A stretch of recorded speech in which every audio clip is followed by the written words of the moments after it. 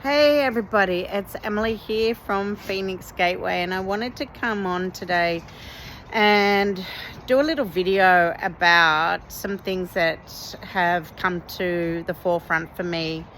The reason being that I always believe that in the messages that I have and what I get in particular on my own healing level will definitely be something that somebody else may take a perspective on, and they can use it in their own healing or just for their own understanding. So for those who don't know me very well, I have four beautiful adult children. I have a granddaughter, and I have pretty much brought up my kids on my own. My husband passed away, it will be 20 years ago in March next year. I have had a lot of issues, in particular with one of my children, and in particular over the last probably 15 years, or just under 15 years, not quite 15 years, but what I've realized, really what's culminated for me this year, is understanding the emotional trauma that I've had to experience for so many reasons.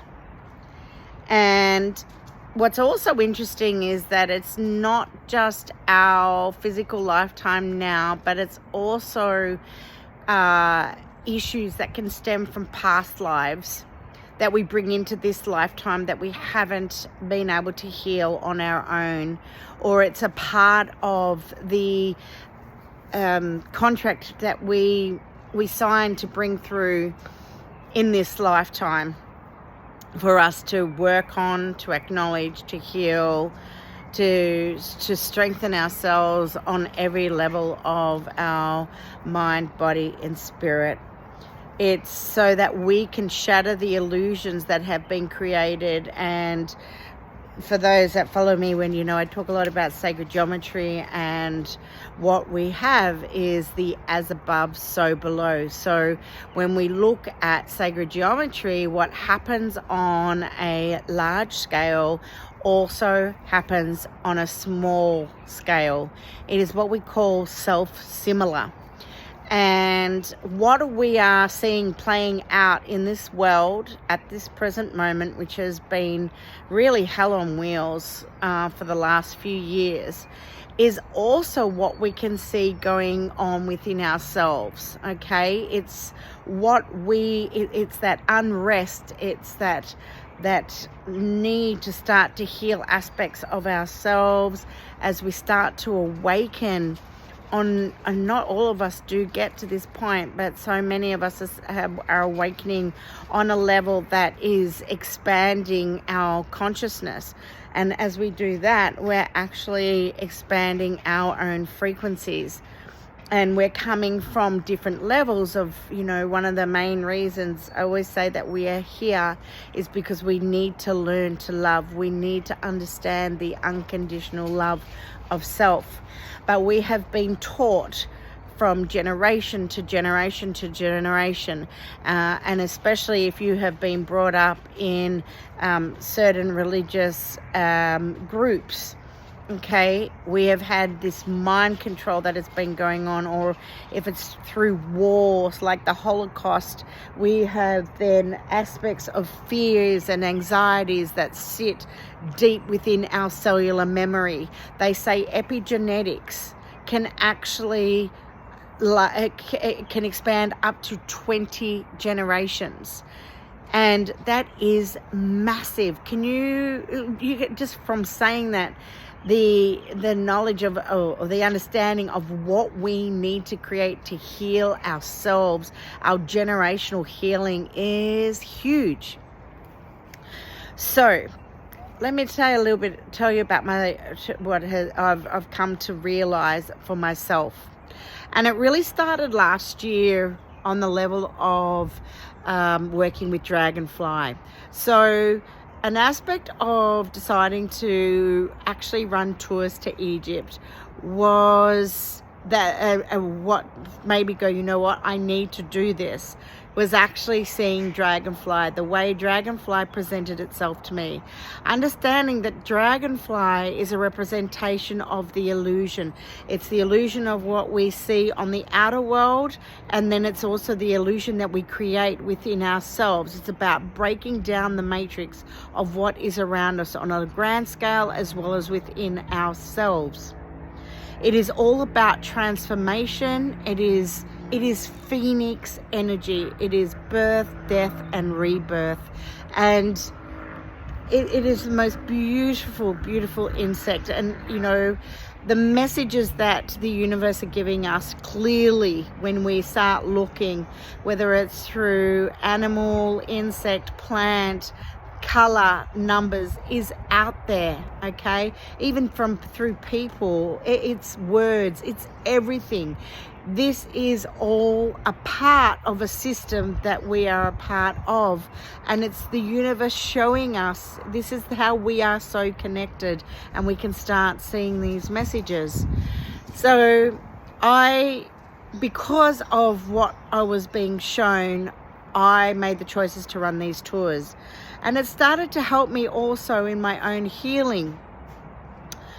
But earlier this year, my daughter, who I've had my issues with, came back into my world again for a short period of time.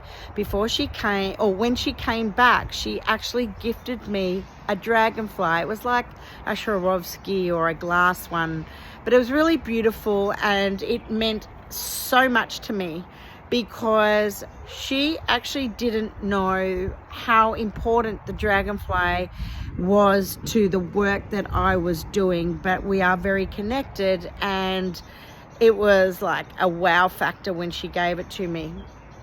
Before I went to Egypt, I had a very big falling out, and it absolutely shattered me. It created, again, a lot of emotional trauma, a lot of grief, a lot of anger. And I knew that it was time to heal. And I knew that when I went to Egypt in particular, that I was going to heal a lot of these aspects of myself at that time. And yes, I did, but I still came back going, you know, what it did was it taught me that there are so many parts of myself that I've allowed to come into my energetic field or have been innate within my cellular memory from lifetimes, and I knew there was stuff that I needed to let go of. Last week, I awoke from a dream, and in this dream, so one of the other things, I'm very passionate about crystals, and I used to sell crystals. I still do sell some, but it was a very big part of how I began. Anyway, in my dream, I saw this massive, beautiful, clear quartz crystal. And within this clear quartz crystal were these beautiful, massive anhydros. Like, seriously, I've never seen anhydros that big in my life. And for those who don't know, an anhydro is a water bubble that has really taken millions of years to, be created within these crystal structures. Usually when we're dealing with anhydros, we're dealing with an emotional aspect of ourselves. And then all I remember was waking up and going, oh my God, like, I've just had this dream and I saw a crystal. Like, where did that come from? And I knew nothing else. All I remember saying was, to who's ever belonged to, oh, can I keep it? Anyway, that same morning, I went to a girlfriend's house who is a huge seller of crystals. And I was admiring all the crystals, and I noticed on her sideboard these two big crystal skulls, clear quartz. Now, they weren't there the last time I was there. And I noticed big markings on these skulls, and I've gone, oh my God. To me, as soon as I see markings, I know that means there's an anhydro in it. I've gone up to these crystals and I've seen the biggest water bubbles I've ever seen. And I've gone, I literally just dreamt about this, and now I'm seeing these anhydros in the most clearest of clear quartz crystal. And I'm like, oh my God, like, what is going on? There's something very, very big with the messages that is coming through. And I remember just saying to her, look, I know you're not going to give it to me, but maybe one day I could just borrow one of these crystals. Anyway, a couple of days later, I had bought something from her, and about 2 days later, I decided I was going to put them up on my shelf. And as I did that, I was moving the dragonfly that my daughter had gifted me. And as I moved it, I must have done the slightest of little knocks just on the wall, I think it was, or against some wood. And it actually shattered into 3 pieces. In the end, it was actually 4 pieces. And I'm like, oh my God, what have I done? What have I done? And, you know, leading up until that moment, I was still going through so much anger and grief and trying to learn, you know, how is it that I am meant to let go? Because I can't, you know, I was getting to a point where I could no longer be in this energy because I'm so stagnated. I felt so stagnated, and this energy is holding me down. It's weighing me down, and I've got too many things I need to do than to stay stuck, because this is part of me, my lesson, what I have to learn to move on. Anyway, I started thinking more and more of it, and, you know, I started to use the analogy like, you know, we may be broken, but we can be fixed. You know, just because we're broken, just because we have done damaging things to ourselves or others have done damaging things to us, doesn't mean that we can't be fixed, doesn't mean that we can't create healing and create the love and understanding that we need to move on in our lives.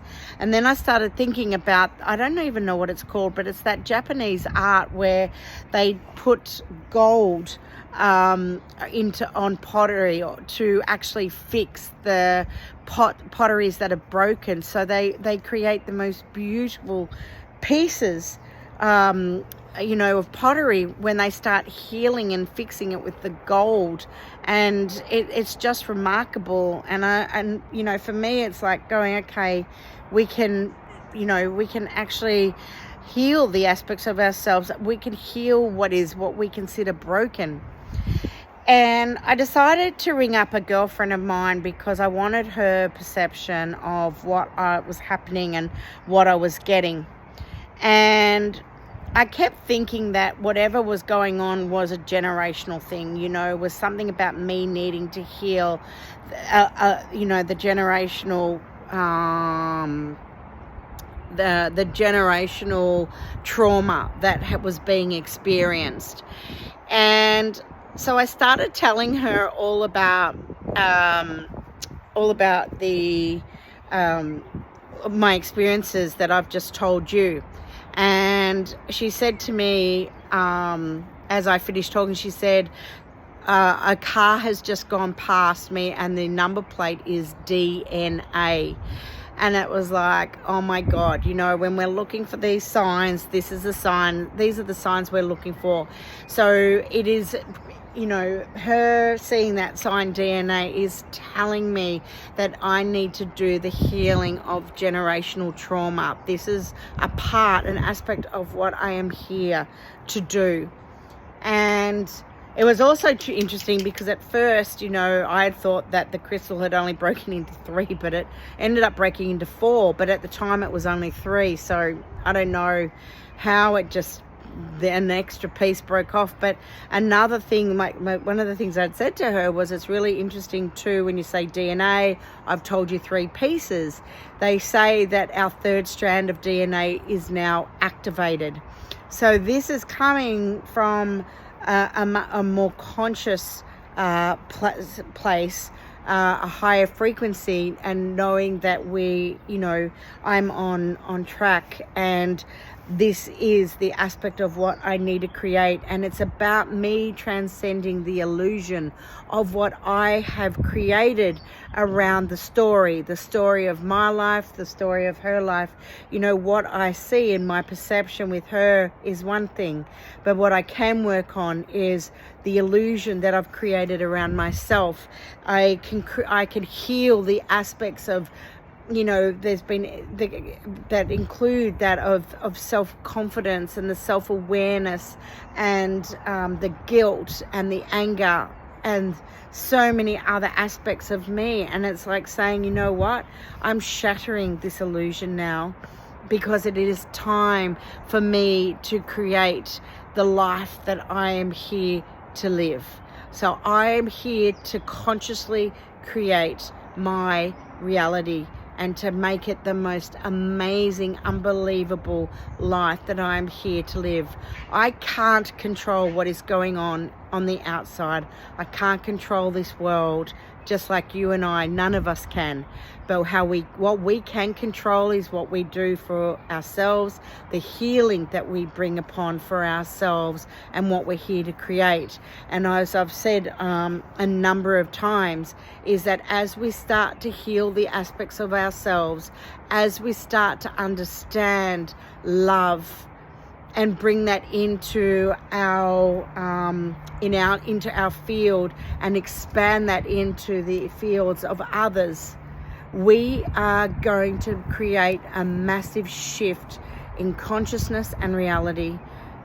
So the reason I'm telling you this is it's so important that we can actually see through the illusion that we are creating for ourselves, okay? And it's understanding that it has been really, for many, very, very difficult times, but we are in the precipice of change. And while we're in the precipice of change, we need to break the illusion, to shatter that illusion, so that we can bring upon ourselves something absolutely divine and remarkable.